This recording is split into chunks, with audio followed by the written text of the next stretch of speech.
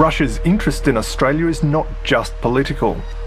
Australia has become an attractive destination for large sums of Russian cash. Four Corners has been working with international anti-corruption organisations to investigate millions of dollars in allegedly dirty Russian money stashed here and laundered through Australian banks and businesses. Australia is a great place to keep money.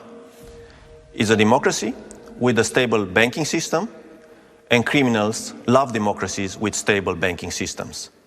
This is why Australia is a great destination for illicit funds. Paul Raju is the co-founder of the Organised Crime and Corruption Reporting Project, a group of investigators based in Eastern Europe.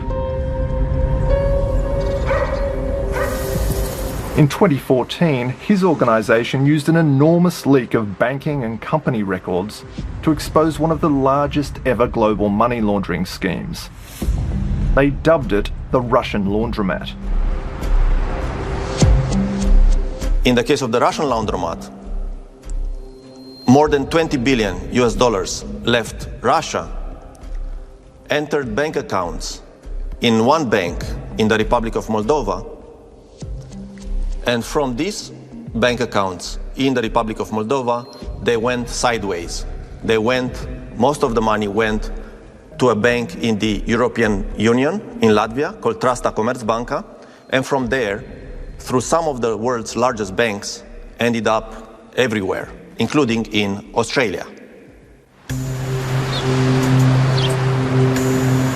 The leak revealed that some of that money was funneled to a company based in the tiny New South Wales coastal town of Umina Beach.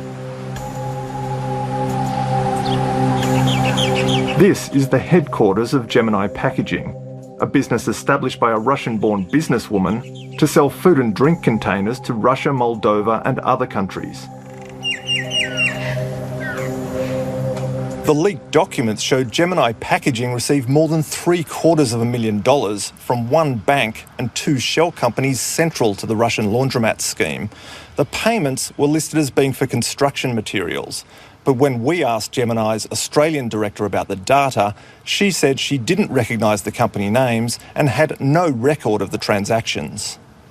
Quite a few of the companies that we spoke with said the same, that they were not aware of the origin of the money, that they didn't know who was making the payment.